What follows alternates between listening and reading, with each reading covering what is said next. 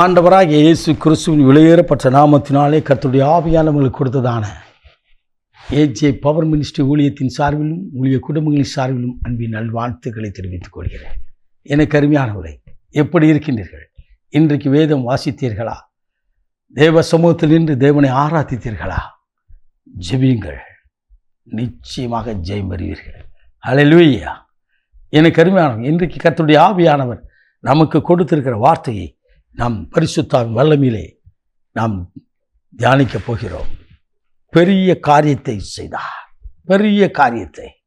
சங்கீதக்காரன் சொல்கிறான், சங்கீத புத்தகம் 126 அதிகாரம் 3வது திருவசனம் நமக்கு சொல்கிறது, கர்த்தர் நமக்கு பெரிய காரியத்தை செய்தார், இது நிமித்தம் நாம் மகிழ்ந்திருப்போம்.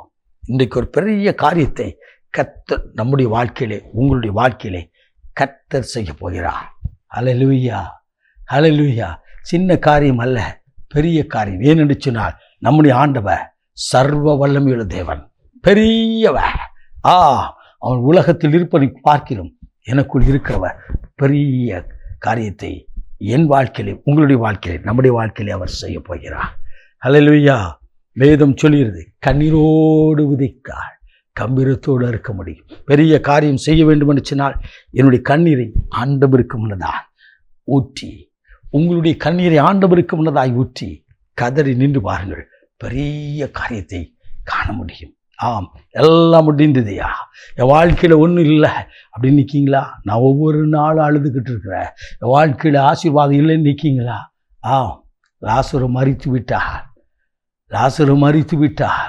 4 நாள் ஆகிவிட்டது. ஆனால் பாருங்கள், எனக்கு அருமையானது, ஆண்டவர் வந்தார். ஆண்டவராக இயேசு அந்த கல்லறைக்கு முன்னதாய் வந்தார், லாசருவை அழைத்து உயிரோடு எழுப்பினி பெரிய காரியங்களை செய்தார்.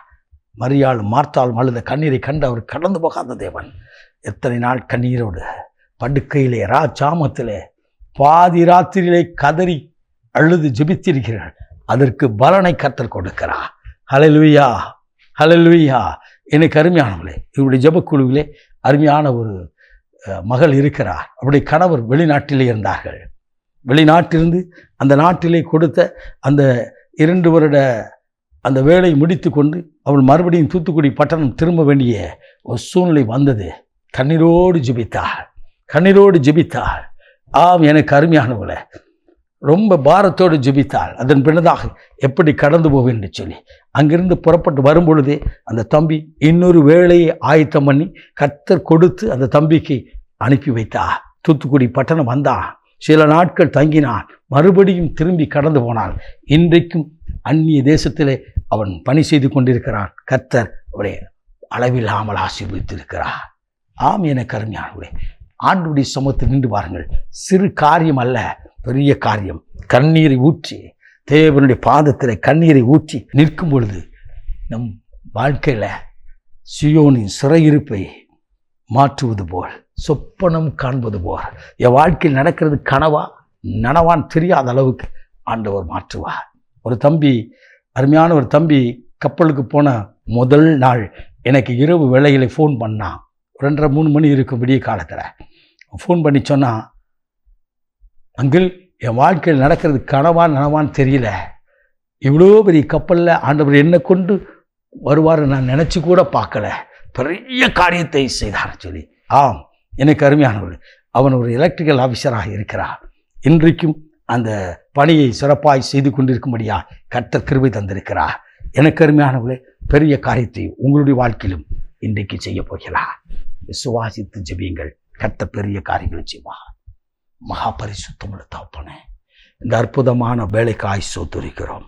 பெரிய காரியங்களை செய்கிற தேவன் என்று இன்றைக்கு எங்களோடு கூட நீர் வெளிப்படுத்தீரே அப்பா. கண்ணீரோடு, புலம்பலோடு, பாரத்தோடு நிற்கிற ஒவ்வொருவரின் கண்ணீருக்கும் பதில் கொடுத்து இன்றைக்கு பெரிய காரியங்களை செய்து மகிழ பண்ணும். ஆசீர்வதியும் இயேசு இரட்சகரின் வெளியேறப்பட்ட நாமத்தில் பிதாவே.